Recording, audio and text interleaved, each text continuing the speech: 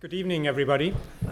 My name is Sam Fankhauser. I'm director of the Grantham Research Institute here at the LSE. It's my great pleasure to welcome you all to this lecture and to welcome Partha Dasgupta back to the LSE, I suppose.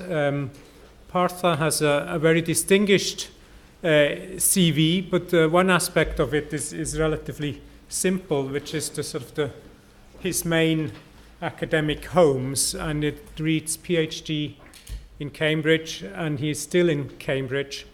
But in between, there's a crucial 14 years where he says he learned economics, where he was at the LSE, which was sort of in the 1970s and 1980s. So it's great, Partha, to have you back. It's great to have you talk about something that is very topical, sort of a long-standing topic, the question of how many people the Earth can support. When I say long-standing, most of you will remember at school you learned about Malthus, and Malthus is worried that population growth will lead to poverty. So that was in 1798. You can fast forward to this summer, where I read during my summer break an article, I think it was in the Independent, I don't quite remember which paper, which said that the environmentally most damaging thing you can do is having children. That was what that insight was, and I think the insight was that children are more damaging than flying around and eating meat, because children grow up to fly around and eat meat. I think that was that particular insight. But what you see from that anecdote is that we probably have to sort of apply the best brains that we have available to grapple with that problem of how many people the Earth can support. And Partha will be that person. He's thought about population since his PhD days. I think that's correct. But obviously has done a lot of other things as well. I think most people will say he is one of the most eminent environmental economists that we have. For me, he probably gets the vote for the most eminent environmental economist that we have.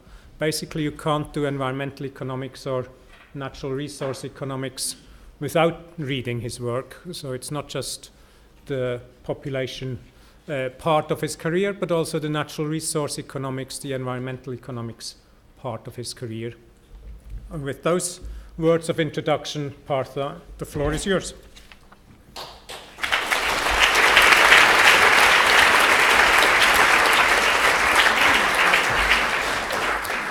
Thank you very much. Can you, I'm not sure I know how far I should be off. Can you hear me at the back? Absolutely? Good. If I move around and you lose me, just shout, and I'll hear you. Thank you very much. It's a real pleasure to be back here. As Sam said, I grew up here, came as a lecturer, and then left for a variety of reasons, nothing to do with the LSE. It's more children and my own research interest changing somewhat. But this is my intellectual home, so it's lovely to be here. Now, I thought I'd talk on what I have been working on for the last year or so, re-entered a subject which has always interested me as an economist, particularly because nobody else works on it as an economist. Its population is not, demographic issues are not central to the economist's thinking. Certainly you won't have any demographic lectures in economics courses. And yet, of course, it's central to our lives. We are born into families and occasionally ask our parents, how come we are here? And many of us actually end up having children, and if you're lucky, have grandchildren, lucky in the sense of living long enough to see them. So it's part of our life, and it's part of pretty much everything else we do. It's related to everything else we do. And I'm an economic theorist by training and inclination, so I feel there must be a coherent way of thinking about these issues, these activities we engage in, and how they're related to one another, even although they manifest themselves very, very differently in different parts of the world. And the trick is to be able to find out, identify the reasons why the differences occur. And if you're environmentally minded, as I am, one of my first port of calls will be to look at the ecology of the place. Is it a river valley? Is it a mountain terrain? Is it a coastal zone? And then see whether the kinds of norms of behavior that they are enshrined in their communities make sense as solutions to resource allocation problems. So it's not an easy subject, but it's a compelling one. Now, at my age, sometimes I do ask, why have I done the kind of research I've done? And then, of course, you can rationalize it. It's always ex post. It's always possible to find a thread driving you. Most of it is cooked up, by the way. But nevertheless, if you feel it's satisfactory, you pursue it.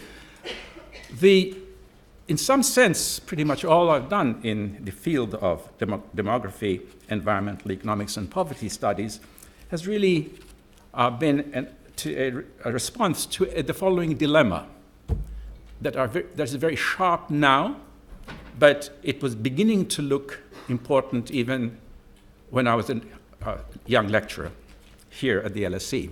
But it's now very sharp. There's a puzzle. So on the one hand, I'm thinking now of the global economy. So don't think about England or the States or the third world or whatever. The global economy. On the one hand, we've never had it so good. And every 2-3 months, there is yet another book telling us we have never had it so good. If you compare today with, say, 1950, and I'll explain to you in a minute why 1950 is a momentous, it's time to anchor oneself. The life expectancy was about 45. Today, it's about 70, the global average. Everything I say now is global average. Today, I'm not taking a micro story at all. I want to look at the world as a whole.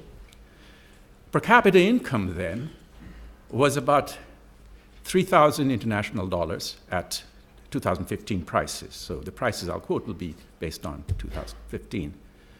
Today, it's 15,000. World population at that time was 2.5 billion. Today, it's 7.4 billion. Even as late as 1990, something like 40% of the world's population were below the World Bank's poverty line. Today, it's less than 10%. So pretty much all these global statistics look extremely good. And certainly, if you're intelligent enough and God asks you, I'll drop you onto Earth, you choose randomly, but you choose the time. My guess is you would say now. You wouldn't wish to be born in 1600 or 1200 AD or wherever, because the chance would be you would be toiling most of your life. So that's the good news. And it's a good news that we celebrate justifiably. I'm now ignoring distributional issues. I'm really looking at averages globally. That's the deal for this evening, okay? On the other hand, we're now living through what environmental scientists call the Anthropocene, and there's a reason for it, and I'm coming to it in a minute. At the turn of the century, the Millennium Ecosystem Assessment put together the studies of 24 biomes, global ecosystems, and found 15 of them either degraded or beyond repair, or heading towards beyond repair. Last year in Science, the journal Science, a really remarkable paper was published by a international group of earth scientists who looked at time series of 11 biogeochemical signatures, mainly in ice cores and in rocks and in soil, to find that pretty much all of them had the most familiar hockey stick shape curve that you're familiar with in the context of carbon concentration. You're familiar, carbon was of course one of the signatures that they looked at, but they looked at many others, phosphorus, for example, nitrogen, and so forth.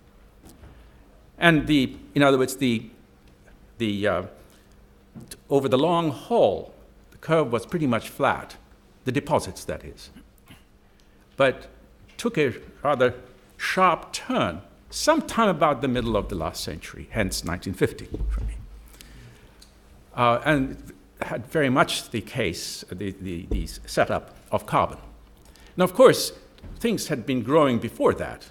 There was a momentum. We are aware of that. And we usually talk about the Industrial Revolution as being a turning point. But now we are looking at signatures which take time to establish themselves. Okay, these are feedback processes. So even although the driver started earlier, the signatures will be later. And about mid-20th century was that time. So much so that within months, the international group of geophysicists, many of whom are heads of the geological surveys of their countries, including ours here, signed a paper suggesting that the Anthropocene should be seen as having been entered into in 1950. That's just a focal point. That's not to be taken seriously. The whole idea is that it's really rather recent, that dramatic changes have taken place. There is one very large network of environmental scientists, the Global Footprint Network. The quantitative estimates are not of the greatest importance in a field which is lacking in funding. What's important is that they got the model right.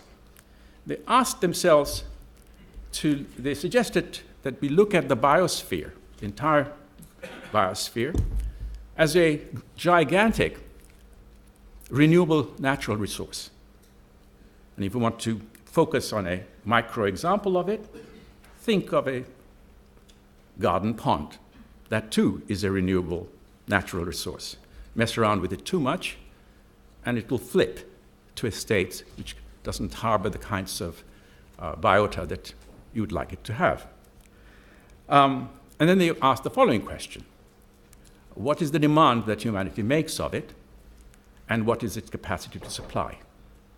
Okay? And I'll come back to their estimates later.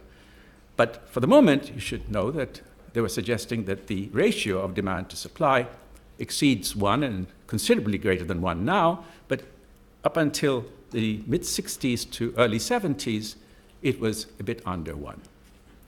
So these are pointers that perhaps there is a puzzle here, which is that we at the same time are living at the best of times and potentially at the worst of times.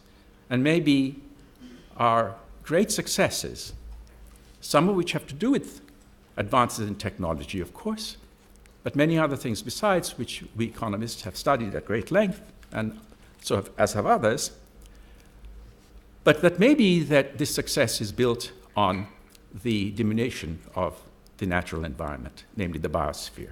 It's that puzzle that needs reconciling, which is the following. And the reconciliation, the question that is being asked here is the following. If we are so smart, how come we are borrowing from the future at such a rapid rate? And if we are, what are we doing to our children? So we are really talking about intergenerational distribution here. And the question is, if we are smart, and that's a reasonable assumption to make, we could always explain anything by saying we're stupid. But if you're smart, reasonably farsighted, and I have seen no private reason for believing that we are not farsighted, because we care about our children. And if we care about our children, if we are reasonably reasonable, we know that they will care about their children. And if you care about your children, then you care about your grandchildren by recursion. And you care about your great-grandchildren, again by recursion, because you know your grandchildren will care about their children, and so on. Now, no doubt there's myopia and so forth and so on, but the presumption that we don't care about our children we don't care about the next generation doesn't ring true to me. We do care about it. However, there's a problem. That's where I'm going to enter my economics hat, put my economics hat on. I care about my children, you care about your children, but it may be that you don't care about my children and I don't care about your children. Now, a good economist will immediately come up with a good price system, saying, well, prices will fix it up. But if prices are missing, some key prices are missing, then the fact that I don't care about your children and you don't care about my children might be a cause of some distortion. And the question is that distortion large or is it small? What are the consequences? Now, what I want to do is to build on this idea that there is a mismatch arising out of the fact that the signals that each of us receives within the institutions that we happen to inhabit are not sufficient to allow our private concerns about the next generation and the generation that follows to be aggregated in a way which makes the intergenerational distribution at the global level reasonable. That would be the sense in which the puzzle can be addressed, because at the same time we're doing very well, but there is a distortion arising out of the missing signals which lead us to overconsume at one level, perhaps overproduce. Now, I'm going to be very simple here. Nuances are not for this occasion. But I want to argue at the end of the day, when I look at some data and give you some theory to begin with, otherwise just data without theory is no data, or are no data, I suppose, that a sharp way of thinking about it will be to distinguish between those who there is a tension between consumption and reproduction. And I want to start with that thought. In a very famous paper of 1971, I think, Paul Ehrlich and John Holdren published in Science a paper in which they introduced an equation which is completely meaningless, bogus, and yet it's probably the most very, very profound, and I'll try and explain why. The equation is I pat, I equals pat, which is I is impact on the biosphere, our impact, humanity's impact. Pat is, P is population, A is affluence, I guess, for which read consumption, if you like, material stuff that we take. And T is technology, and they multiplied P with A and with T. No concern about dimensions, no concern about if it's a meaningful statement or not, but the reason I can smile at it is because I think it is a very serious piece of work. What they did was to argue that we should be looking at the impact we have on the environment, that is humanity, as writ large, and that nature responds to the demand we make of it. It doesn't respond to the rate of change in the demand we make of it, and it does not respond to the rate of change of demand we make of it. Now, you might think I'm being facetious here in talking about rates of change, but ask yourself how often you've read in the newspapers, oh, things are getting better, you know, the fertility rates are declining everywhere we look. Well, that's the first derivative you're looking at. That's the point I'm trying to make. Or that our demand for our emissions, the rate of growth of emissions is declining. That's a second derivative of emissions. But of course, what the atmosphere is concerned with is the amount of the flow of emissions, not the change. So it is a significant insight, and it was done in 1971, and I picked that up because, in a sense, it has influenced me in thinking about the problems that I'm discussing with you now.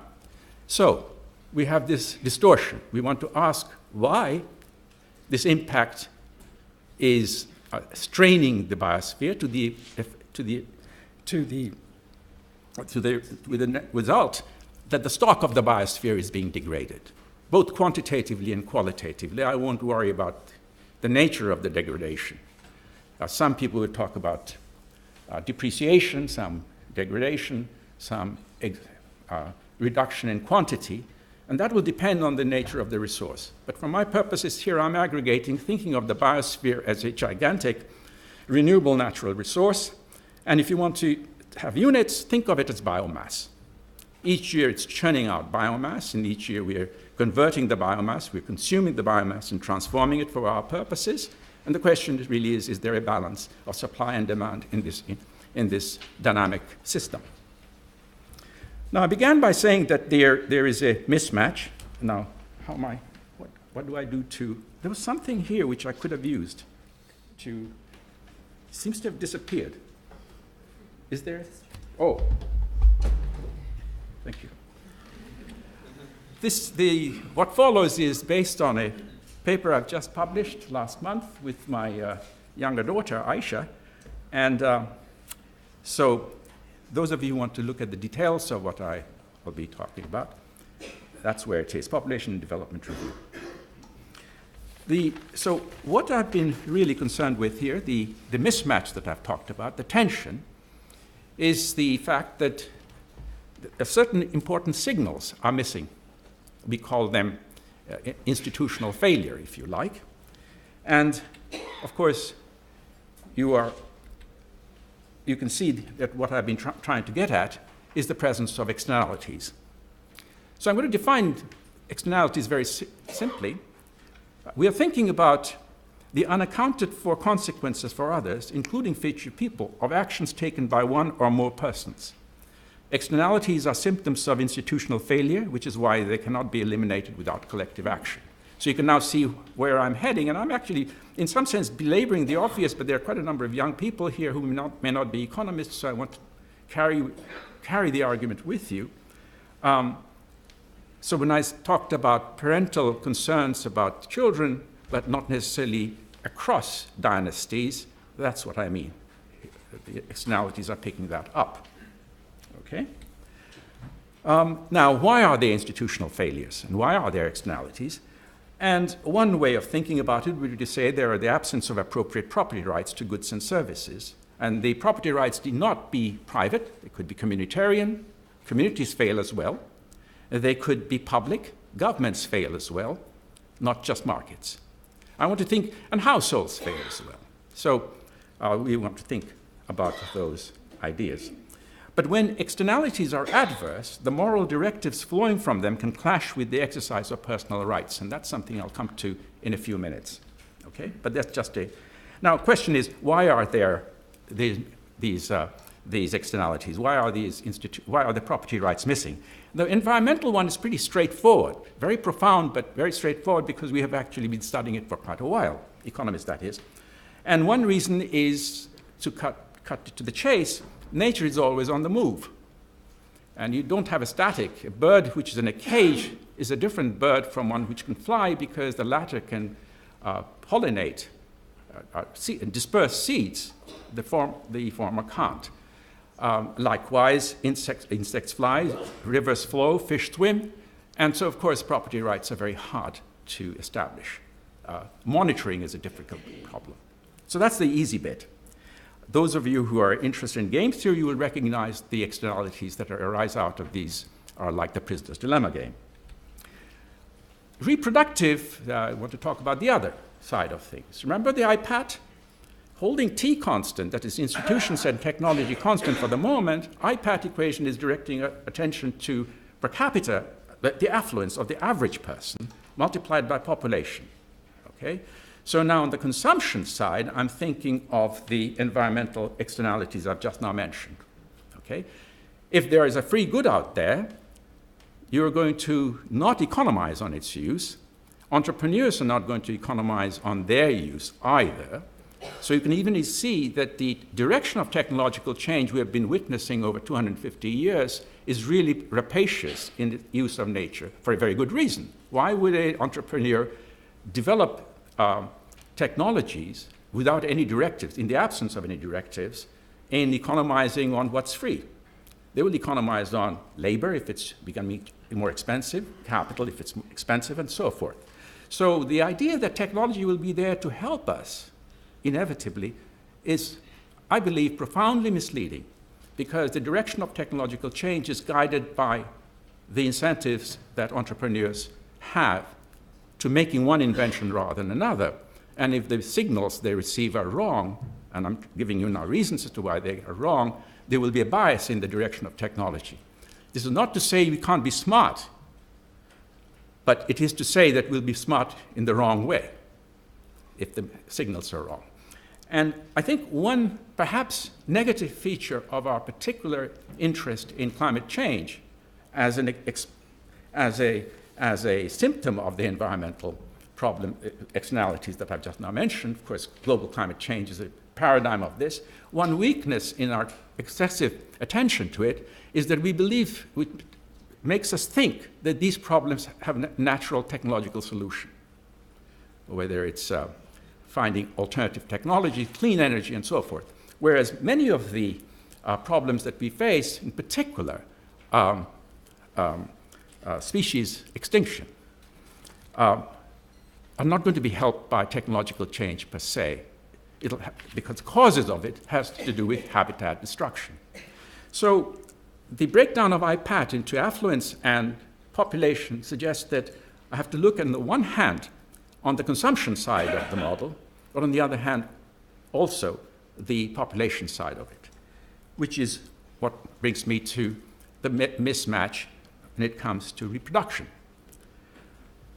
Reproductive externalities, and one of the things that Aisha and I did in our paper was to put a lot of emphasis on sub-Saharan Africa, because there it's a real outlier in terms of regional fertility rates. The total fertility rate in sub-Saharan Africa is even today approximately 5. This is total fertility rate, as you know, is the number of children a woman going through her entire reproductive phase expects to have, surviving ones, by the way. So it doesn't include premature death, fetal death. So that's 5 in sub-Saharan Africa. The global average is now about 2.5, 2.6. Even Bangladesh has pushed it down to about just over, but I may be wrong, I may be behind with over 2.1, which is the long-term replacement rate. So we spent some time looking at the anthropological literature to see what are the drivers for the high fertility that's being experienced in sub-Saharan Africa, and I'll come back to it. I'll round all this up. I'm giving you now I'm going through the bases, so to speak. At the end, I'll put them together. One is cost sharing among the kinship. In sub-Saharan Africa, and in parts of them, particularly in the central region, some 50 to 60% of the children have been found to not be living in their natal homes, but with others. Now, this is not adoption. It's something that's not exactly unfamiliar in my part of India, which is, gosh, I can't really look after my 4th child, says X to his brother, you take her. And it's not even a loan, and the brother can't say, no, I'm not going to take you. It happens, it's just fine. And it's nothing, it's rather sweet in some sense, and you might say that there is a kind of kinshipness in it, which is missing in this egotistical West. But of course, it does come with some cost, which is that is a free rider problem here. And so the private cost of having a child is less than the social cost because somebody proportionately is. So reciprocity, which is a wonderful thing, can come with some costs unless you're careful. Children as status goods. This was pointed out to me by several anthropologists, particularly at the refereeing stage of this paper. And that was a very powerful thing I hadn't really come across, which is you take pride in. I have 5 sons. The status goods, the moment they use the word status good, reminds me, of course, of Veblen. Veblen's account of consumption in the Gilded Age, which is to spend a lot of money to show you're better than your neighbor. That's like another PD game. The third, 2C, is the one which really interests me, and because it gives us some hope, some direct hope for population policies, which is that our preferences are also socially embedded. We are conformists as well as competitors. And here the desired number of children, in other words, the idea here is that how many children I have is not uninfluenced by how many children my neighbors have. And there is now a lovely set of empirical work testifying to this conformist inherentness in us in the fertility field. We know of it in consumption. There's tons of material on consumption and clothing. You just have to look around your neighbors and you can see how conformist we all are. I'm not wearing a dhoti, I'm wearing trousers. Why? I happen to be here. It will look odd, quite apart from the fact it's damn cold. But you see what I mean. Look around you and you'll see how our neighbors influence, our peer group influences us. And of course, we influence them too, so it's a mutual interaction. And so the idea here is, I'm going to go up now to the first of our graphs. So suppose you ask, and this is not a hypothetical thing, this is what the UN does all the time, the family planning programs are asking women in the reproductive age time, what is their desired number of children. The questionnaires are extremely sophisticated. It drives the entire UN view on family planning. Now, in this diagram, which I hope you can see, on the horizontal axis, I have plotted TFR, that is to say the societies, the peer group, whoever the society in question. Now, I'll talk about what I mean by society in a minute, but for the moment, just imagine it's a village. So it's the average number of children per family in the village, and on the vertical axis is the desired number of children for a representative member of the family. And of course, I'm assuming here people are pretty much the same. Now, the fact that it's an increasing function, the curve is increasing, means that there is conformism. That is to say, you are being influenced. Your choice or your desire is influenced by the average around. But the fact that it's cutting the 45-degree line, OF, that's 45-degree line, in this case, in 3 points, means that you can get locked into one of several equilibria. An equilibrium will be one where the desire actually of the representative person is also the average. And since everybody is representative, if you're intersecting at the 45-degree line, then the desire is fulfilled. You're feeling comfortable about the number you have. You have 5 because everybody else has 5.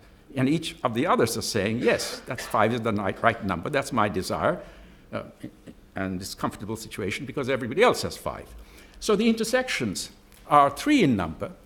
Those of you who know something about these social dynamics will know that the middle one is unstable, but the outer ones are stable. That is, B is stable and D is stable. Now, imagine that you're locked into D. Nobody has a unilateral incentive to deviate from what he or she or that household is doing, because it's an equilibrium in the sense it's the best response to the fact that everybody else is at D. But of course, it could be that they'll all be better off at B. But nobody will have an incentive to do that. So one of the things that family planning programs now are beginning to lay stress on, and rightly so too, is actually group discussions. It's not a question of just setting up clinics and saying, well, come if you wish to have contraceptives and so forth. It's not that. It's more collective engagement in the pros and cons of having children, bearing children at a particular age, and given the economic circumstance, spacing, and so forth. In other words, there is collective discussion. And I like to think that both Mauritius and Bangladesh have picked on that and made a success of their family planning programs. We're not talking about coercion here. We're really talking about social engagement over a matter in which there are externalities and therefore calls for social engagement. Okay? So, where am I?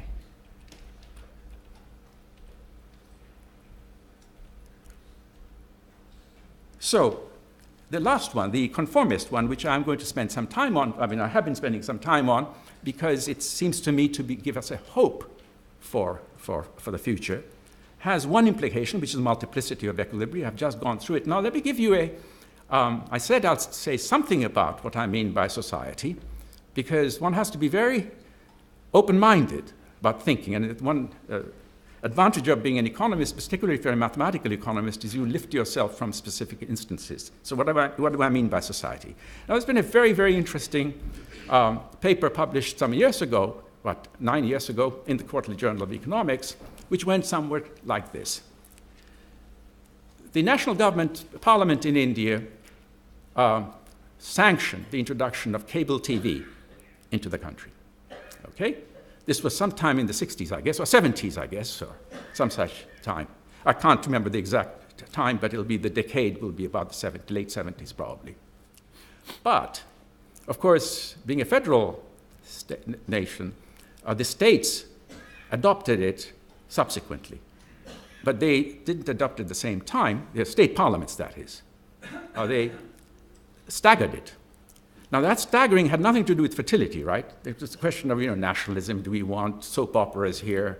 I mean, in our country, which is sort of, it's a country of the Mahabharata and so forth, infiltration of foreign influences. No doubt that kind of discussion went on, but it was staggered. Now, this paper tracked fertility across the states, 20 of them, 22, 23 of them, I guess, and found that fertility rate dropped after the introduction of cable TV and then flattened after a while.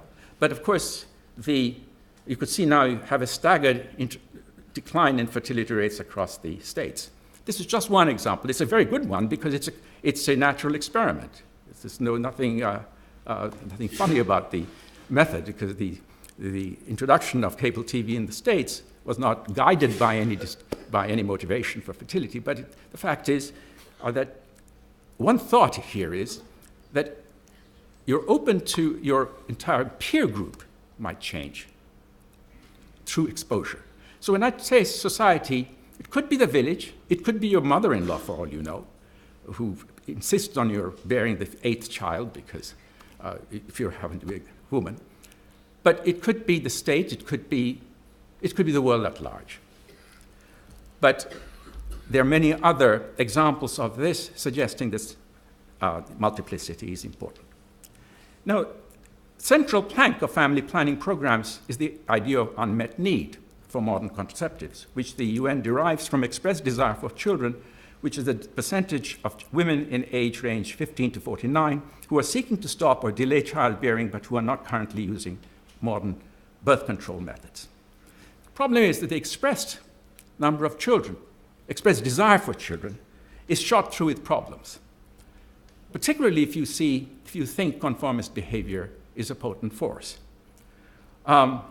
Wanted fertility rate, which is related to the desired family size, is inferred from answers to the following question, and this is a quote from the UN program. If you go back to the time when you did not have any children and could choose exactly the number of children to have in your whole life, how many would that be? Notice the question says nothing about what others are doing. So if you take the conformist bit that I mentioned now, a few minutes ago, seriously, you would rephrase the question as follows. If you could go back to the time when you did not have any children and could choose exactly the number of children to have in your whole life, how many would that be, assuming everyone else in your community had n children over their whole life? And then, of course, you move n from 0, 1, 2, 3, 4, and so forth, and see what the answer would be. Now, this may be a tricky thing to answer, but the fact is it's tricky. Even the first question is hard to answer. In any event, that's what you need to do. So this has some potent policy implications. It has some intellectual consequences too. Economic demographers have regressed the total fertility rate on wanted fertility and found that 80 to 90% of cross-country differences in TFR are associated with differences in wanted fertility. That might suggest, see, if you hadn't listened to the previous few minutes, you might say, well, that shows people get what they want. So what's wrong with that? The trouble is that might suggest that high fertility is due entirely to strong desire for children. But 2C, that is to say the conformist point that I made, says that it is as true to say that TFR is high because the desire for many children is high as it is to say that the desire is high because the TFR is high. There's no causality here. The two are. So there are advantages of looking at these problems in analytically. But where it really hits you, or it hit me hard, being a liberal believer in human rights and so forth, which all of you do, we have a clash of rights here. these externalities that I started with over the environment, which take time and therefore in some sense the cost that's imposed by our free access to biospheric goods and services, means that the payment may be made in the future by people who are maybe not even born yet. Now, if you insist on women's reproductive rights, that is to say, the entire UN family planning projects are based on the idea of rights, and the immediate question is, why not? We have a clash of rights, because if you have if these rights are being exercised in the face of environmental and reproductive externalities, why then these rights are clashing with other rights? It's a fact. I mean, we know that rights often clash. You can't smoke in my presence because the law says so, but then that's a cost to you because you like to smoke. So we know that there are clashes, and usually we reconcile these clashes by giving priority to one set of rights over others. Here, it's a kind of issue that hasn't actually been discussed in the literature at all, so we don't even know how people feel about the clash of rights, particularly over the damages that the excessive demand on the biosphere affects the future.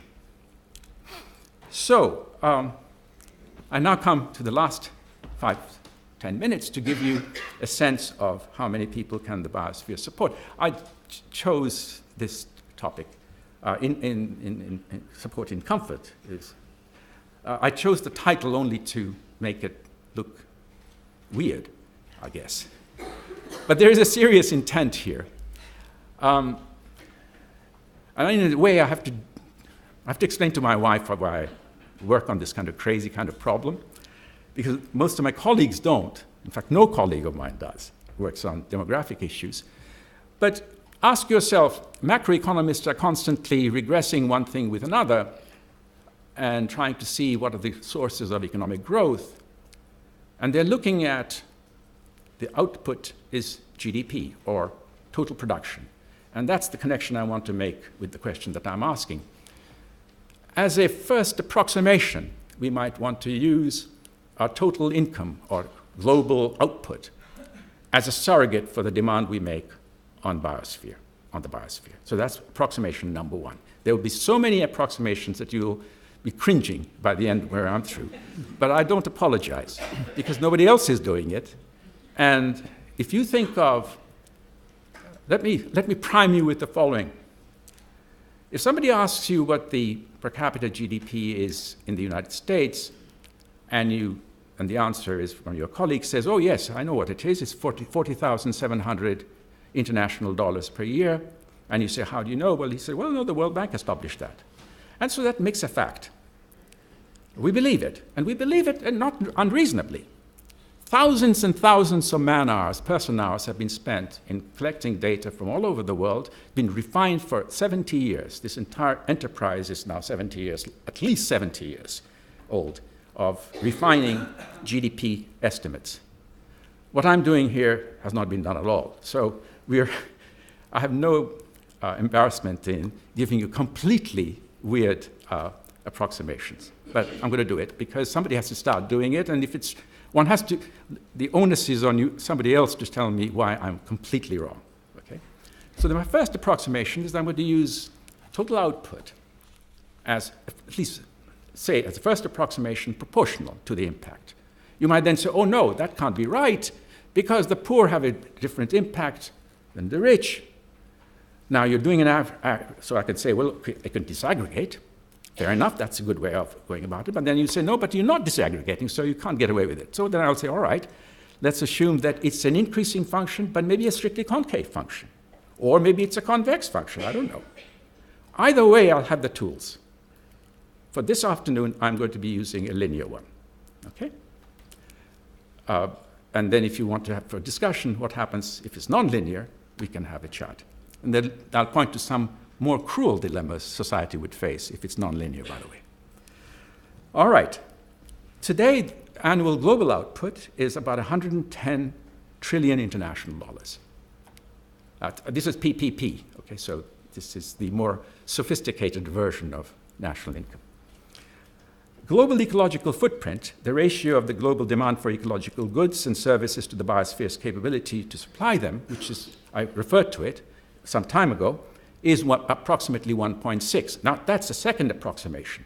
That is, boy, this is, don't take this number as it's literally a ballpark figure. We know it's greater than 1 because otherwise it doesn't gel with all the other evidence that I sketched before you. If nothing else, climate change. Because remember, that's part of my ecological footprint. The capacity of the atmosphere, the biosphere, to absorb the carbon we're emitting.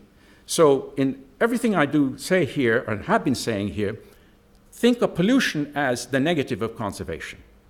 Then you can bring the whole lot together as one package.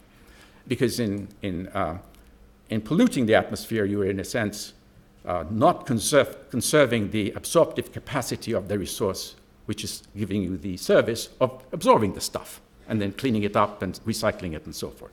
Okay? So it's 1.6. It's greater than 1. That seems now to be incontrovertible. And the hockey stick paper I talked about earlier suggests that the fact that it's greater than 1 is a reasonably recent phenomenon. Okay? It's trying to match different kinds of evidence that we have. So, third approximation. If sustainable global output at current compositions of output is as a crude approximation, 110 trillion divided by 1.6, that's $70 trillion, international dollars. And we'll come to institutional changes and so forth. This is I'm freezing the world at the moment and then seeing, okay? Now, my old colleague, Lord Layard, who wrote a paper called On Happiness some years ago, a very fine book, suggested, and this is, again, to ask how many people can urge support in comfort, I need a notion of comfort. I need a benchmark. Now, there are two ways of going about it. I'll do the one I'm doing here today, only because the other route would take a long time to explain, but more importantly, it wouldn't convey the kind of urgency of the matter as this one does, which is, if you're an LSE PhD student or an undergraduate in economics even, you would say, well, why not optimize? Optimize over the world with choosing a number of people as well as standard of living and solve the entire optimization problem in one go, and you will get the right standard of living, average income. I'm avoiding that here. I have another paper where I've done that too, but this one, I'm going to take a reasonable standard of living, and if Lord Layard suggests it, who are we to question it? He suggested that $20,000 is a reasonable one, and here's why. Found that in particular one set of data set, these were based on questionnaires. These are happiness questionnaires and your life satisfaction questionnaires.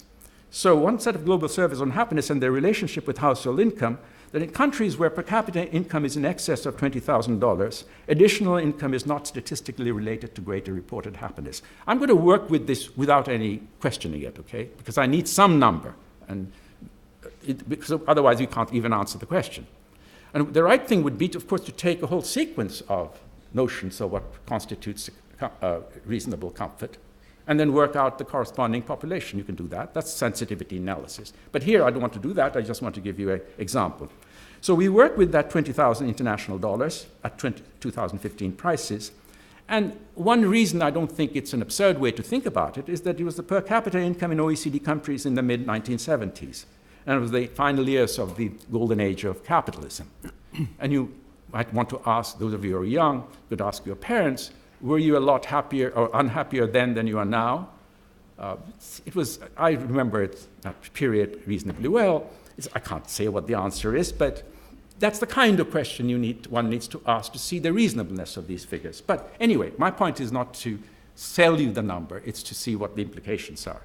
And if we regard 20,000 international dollars as the desired standard of living for the average person, Remember, per capita income today is 15,000, so we are looking at a higher level here. Maximum sustainable rate comes to 3.5 billion, because you divide 70 trillion international dollars by this average to get the number. That was global population in the early 1970s. So we're not talking of unfamiliar figures. It was 2.5 billion in 1950. So if you telescope your history into the 65 or now 67-year period, you see a momentous change. If you use 50 as your starting point and end up in 2017, you see a momentous change in the success we've had and simultaneously the burden that we impose on the biosphere. Now, I warned you that what I want to do is to decompose the world into two groups, just to give us a sense of where we might think of hitting in terms of policy. One is rich versus poor, high consumption and high fertility. Remember, it's 20,000, just for the sake of argument, that's my benchmark. The US, the OECD countries are well in the high 30s, 30,000, high 30,000s. The US is, as I said, 40.7 thousand international dollars per capita. The poorest countries are, in sub-Saharan Africa, I think it's just over 3,000 international dollars at the moment, per capita income in sub-Saharan Africa. Now, imagine that the 1.4 billion people in today's high-income countries were to reduce their average consumption from the current $40,700 to, sorry, the $40,700 was rich countries, not the US. US is even higher, to 20,000. That's a drop of 20,700 per person, and that brings the, and if it's over 1.4 billion people, that adds up to a saving of 31 trillion international dollars. So world income then would be $79 trillion, which is just above the 70 billion that we estimated as a sustainable income level or output or economic activity under current institutions and technologies. Now, I'm going to give you the final. This is from the United Nations. It gives you the projection of world population from 2015 to 2095. Okay. World population is projected, now it's of course it's 7.4 billion. It's expected to, the projection is going to be 11.2 billion at the end of the century. Of the approximately 4 billion increase during this period, 3 billion will be in sub-Saharan Africa. So when I was giving you the TFR and the reasons I was looking at sub-Saharan Africa, it wasn't just for the hell of it. It's because the future burden of demographic increase are going to be built there. Currently, population in sub-Saharan Africa is just under 1 billion. So we're looking at a 3 billion increase from 1 to 4. Per capita income there is about 3,000 international dollars. Sustainable Development Goals, of course, rightly have a target for sub-Saharan Africa well in excess. Now you can see, suppose just for the sake of argument, you feel that by the end of the century, they should hit today's per capita world income, that's 15. So that's an increase of about five-fold increase with a four-fold increase in population. And you can imagine the pressure on their ecology. It's a problem that they will be facing. That's the most important thing. That's the first thing. The second thing is, at the moment, sub-Saharan Africa is only 13% of the global GDP. So they cannot be remotely blamed for the problems that we've been discussing here, the environmental problems. They're tiny. They have lots of ecological problems within the region. That's for sure. The local environment is in a bad way, but that's a different matter. They certainly cannot be held responsible for carbon concentration and so forth because they're tiny. So it's the high consumption at this end of the world and high fertility at that end of the world which looks to be ominous for the next 60 years or so. That's 60, 70, 80 years or so. That seems to be what this the data are telling us. And what I've tried to do in this lecture is to give you an analytical basis for thinking about the fact that we are both at the best of times and at the worst of times. Thank you very much.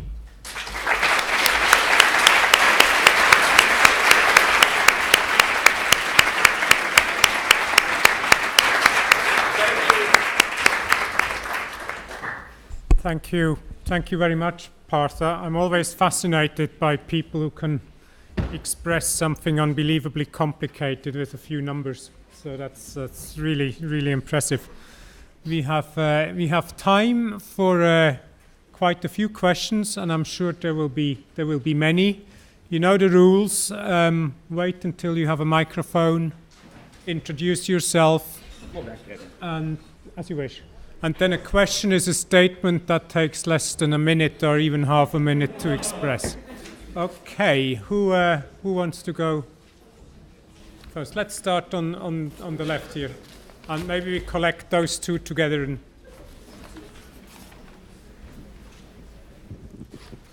go ahead.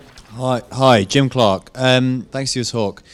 You mentioned that we are over twice what you would say is a good level for the population to be. Is there any liberal way to slow or even reverse population growth? Okay, let's just move down the bench a little bit. I think I'll take that question immediately because that's a very important. Let's do one at a time. Well, just this once anyway. Let's get going. It's a very important one because it's the moment you say population, you mean population control, and then you lose the thread of what's going on here. I think there are some. It's easy to say that I know how to do it. I don't. Absolutely no clue. But the conformist is suggesting something very liberal, and it's been tried and it's been successful, at least in some countries, which is collective discussion. It's in a sense giving back the rights to women. So you see, one of the problems in the UN thing, which I didn't really go into in our paper with Aisha goes into it in some detail, is that you are at the same time looking to unearth women's reproductive needs. And you're trying to find that or unearth that through their expressed desires. Now, the gap between a desire and a need is huge in a world in which there is huge gender inequalities. And I needn't belabor the point, it's pretty obvious. Just asking a woman what your desired number, family size is not going to give you much sense of it. And particularly if you think that family planning programs are there to help with attaining the desires, then if you're in Niger and your answer is 9, and they're currently at 7, which is the case, presumably the UN should be helping them to have 2 more. And that doesn't seem right, feel right. And the reason it doesn't feel right is the answer, a desire is very different from need, and it's need that we should be concerned with. And you've got a huge gender inequality issues all over the world, but in particular in poor countries. So I think the conformist side is pretty straight. It's very, very important, and until we make use of it, and it's a very liberal agenda because you're essentially trying to get people to talk to each other. Nothing more. And then we're there to help if you, like the Grameen Bank was one of those where the conversations were very helpful in getting women to at least enter the marketplace of savings and investment. It comes to my allusion to the rich, I think, in the case of overconsumption, I think there's no question. We should be thinking in taxation of the resources that we are being using. So when people talk about carbon tax, that's exactly what they're talking about. But it goes all over the world. I mean, that's to say the leakage in terms of externalities is just enormous, and the fact that it hasn't been really studied is a negative feature of my discipline. Externalities, even now, barring climate change, is seen as an exception. You prove that there's an externality before I think that there is a case for a public collective action. That's the wrong way around. I would now say, you prove to me that there aren't any, and why we shouldn't be thinking about what might be the sources of the externalities. And these are adverse externalities, remember, the environmental ones. trashing the Amazon, trashing the oceans, because they're cheap. And here the technological change is very interesting and important. The biases I mentioned, that they're rapacious, is proven by the fact that we have chainsaws, which are extremely good things because they save on energy, human energy. So a person can cut, a group can cut through forests at a faster pace than they could 200 years ago. It's transformed logging, right? But of course, it has simultaneously created another problem, the fact that the ecosystem protection that forests provide is not being counted for. And nobody was interested in counting it when devising these. Likewise with fisheries, with the ways you can now track schools of fish and then just wipe out entire schools plus the ecosystem in which they're harboring. Those are the unintended effects of the technology. So the technological solution to these problems seem to me to be remote. It has to be, in my judgment, for these problems, it has to be institutional. In this case, naturally, taxation would be the right thing over consumption. I would not think of taxation of families because the burden is amongst the poor, and there you want to help them to reach a collective decision which will be lower than they currently are. It's not going to happen in the West over consumption because their enlightened people say, well, I'm not going to use plastic, I'm going to now become a vegan and so forth. But we're looking at minuscule population proportions. It's not a movement of it. It needs some state directive, international directives in this case, because these are global resources. So again, you have the prisoner's dilemma problem at the national level now, as opposed to. Okay, that's the best I can do. Okay, let's next question. Hi, yeah, thanks for the talk. It's an interesting coincidence, is it not, that the rise of the machines of artificial intelligence suddenly coincides with the fact that there maybe are too many humans. And interesting again that it's kind of framed in a kind of moral way, that you have to, that somehow you're morally culpable for your footprint, when the issue might be more to do with how machines are having an effect on our lives rather than necessarily what humans are doing. I'm sorry, I think I lost So it's an interesting coincidence that the rise of machines, the fact that there are more machines, more artificial intelligence, more computers, more machines doing things that humans used to do. It's an interesting coincidence that that coincides somehow with the fact that suddenly we're realizing that there might be too many humans and that we might be consuming too much. Yeah, I think you're probably right. I wouldn't know how to think about it. I haven't appreciated. Notice I've been avoiding two sets of expressions. I haven't at all talked of morality here. It's self-interest or collective interest is what I've been harmed. And the other is, I guess, the direction in which our activities are, the direction in which technological change occurs, other than the fact that there are going to be labor-saving, as opposed to economizing on nature. That's right. Yeah. Okay, there's a question here right in the middle.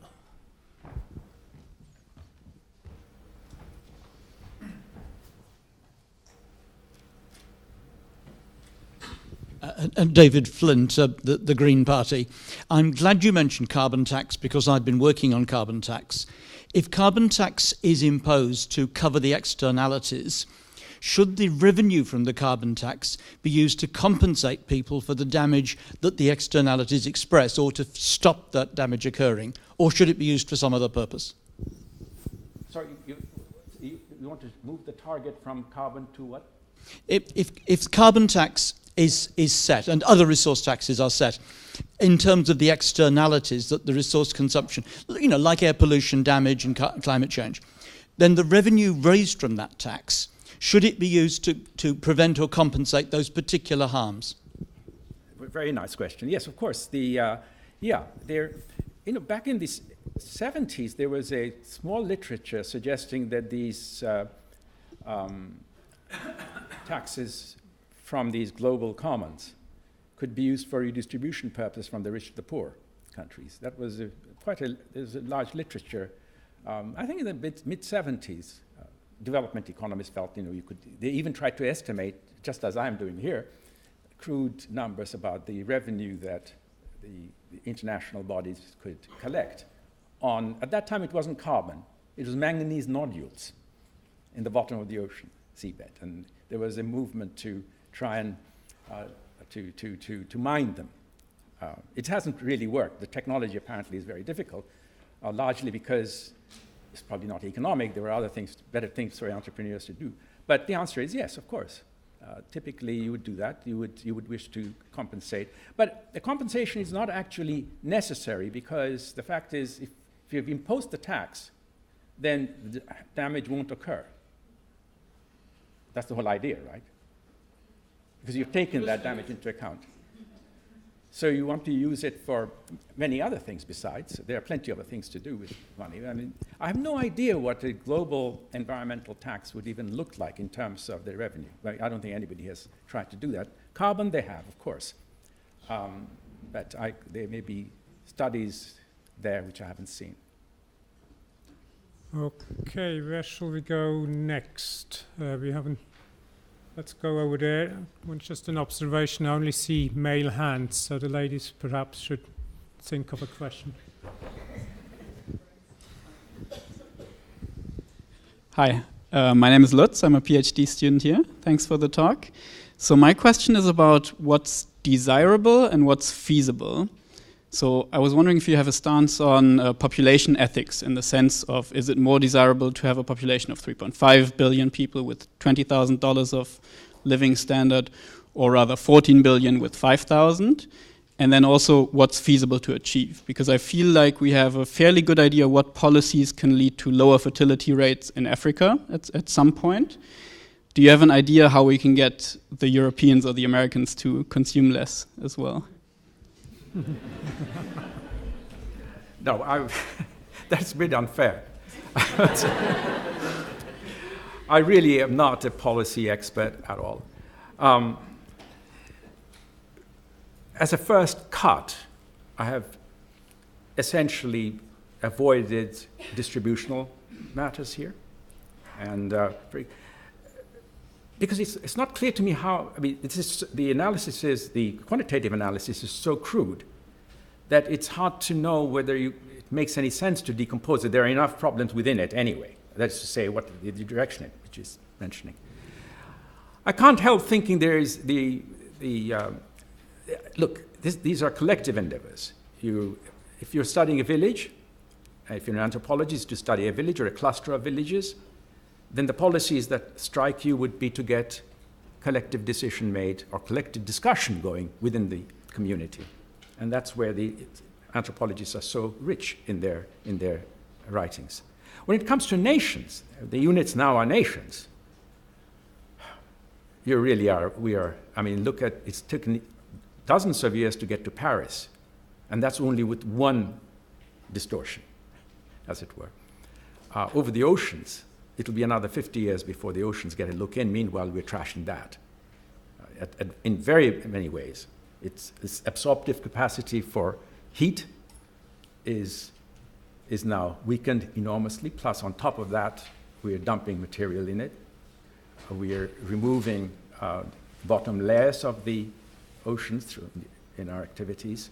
So it's being insulted in many ways, and it's nowhere near an international consciousness. So I said it's an unfair question. It is, but on the other hand, that needs to be asked. So do keep.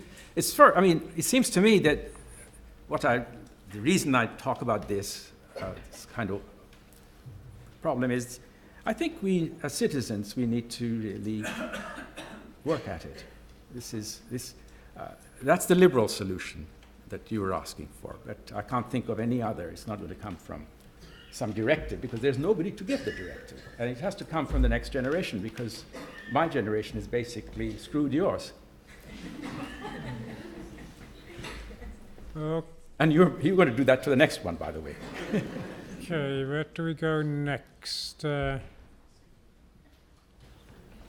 far up. We haven't been to the back benches, so make the people with the microphone walk a little bit. Yeah, gentleman with the blue jumper. Maybe let's sort of stay in that neighborhood a little bit.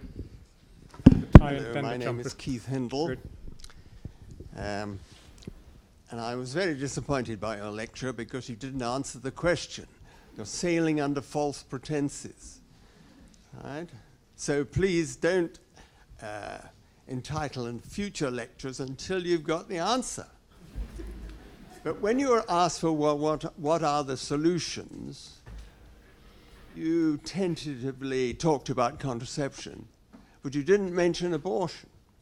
Now, abortion is part of the solution. In all the Western countries with liberal abortion laws, their population has become stable or even reduced. So why don't you put that into your calculation? Right. Thank you very much for asking. I did answer the question. Okay, let him answer the question.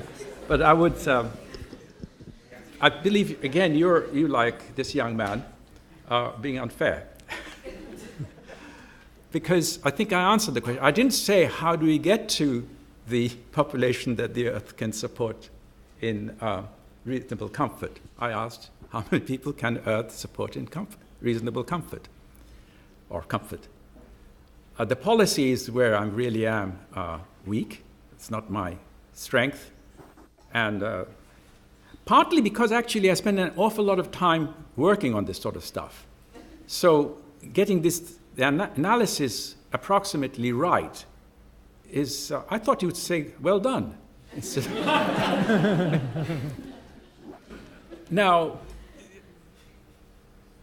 the facilities that are available by the family planning agencies, of course, should include the right of a woman, given our understanding of when a fetus becomes a person. This is a long-standing debate, but it's not, nobody says it's pre-conception, right? And then maybe not 1 minute conception, so there is room there. I've been involved in this discussion a lot, by the way. But it is contentious, and bear with me for a minute. It's not a question of avoiding it, because if you believe in rights, you do. But on the other hand, I guess, okay, I think I'm moved by the many discussions I've had on these problems, and I say quite a number actually, with people of different belief system. And so I'm somewhat sensitive to see how to guide the discussion through a terrain which is mutually understandable and acceptable. That's the first shot. You are unquestionably right. Quite apart from numbers, here we are talking about women's rights. So I'm with you on that.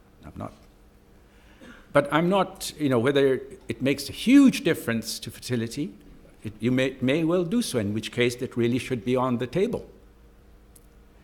But on the other hand, I have skirted it usually because I really want to find common ground with as many people as possible, because the problems I've been identifying here and a way of thinking about it seems to me to be something that pretty much anybody should accept as a reasonable way of cutting into this dilemma with which I began, which is the mismatch between demand and supply, and the fact that we're doing extremely well.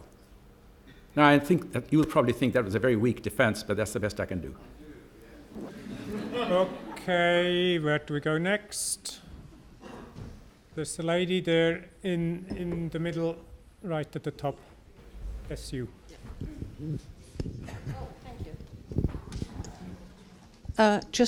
Can you all hear me? Just a comment.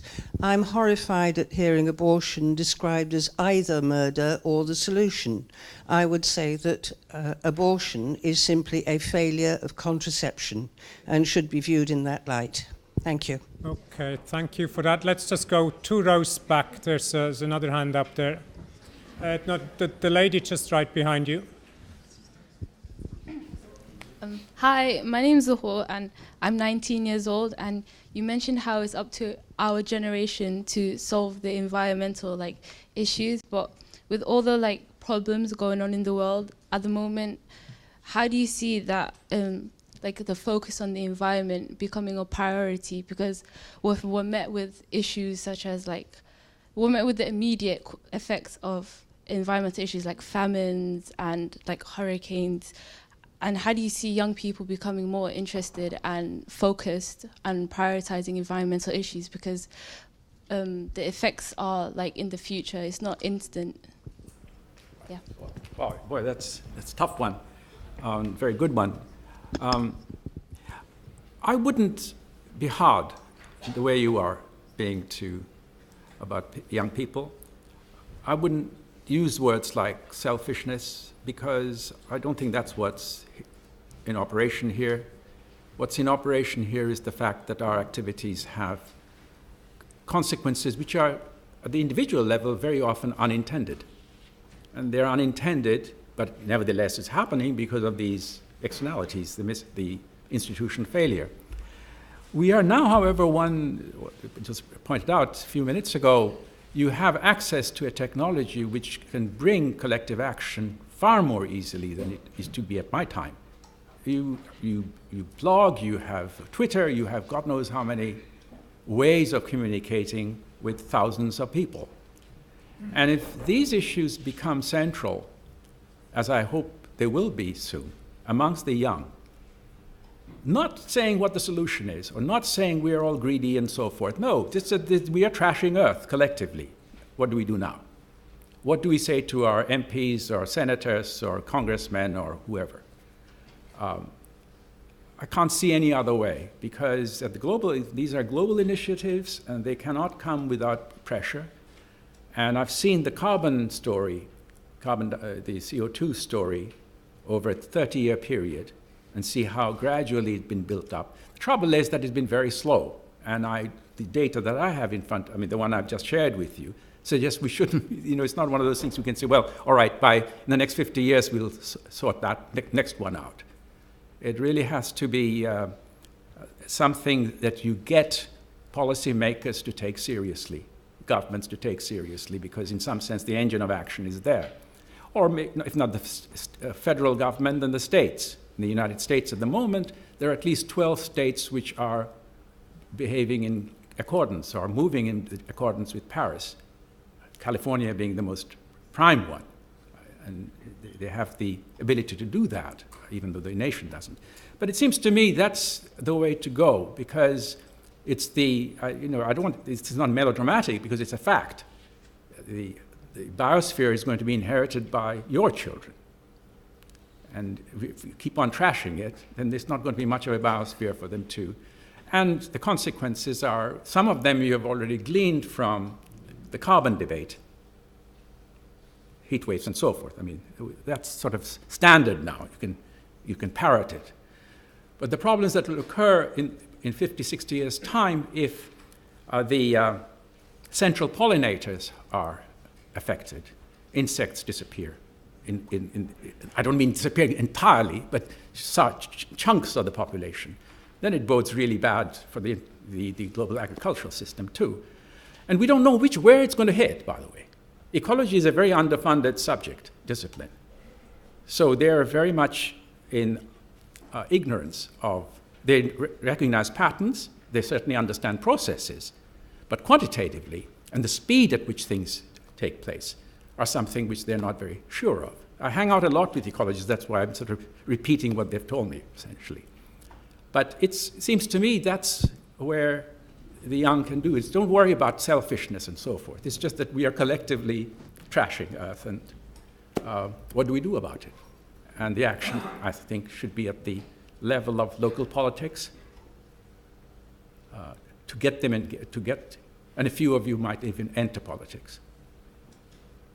And why not? Okay, if we're very quick, we have time for one more. There's a very insistent hand right at the back, gentleman in the grey jumper.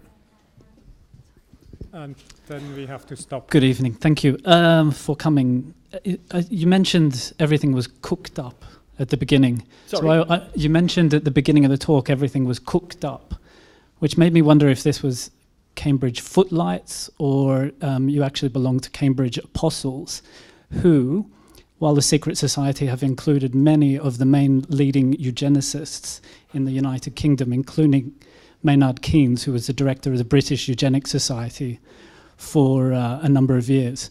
So I was wondering how much of eugenics theory and being part of the secret society has influenced your...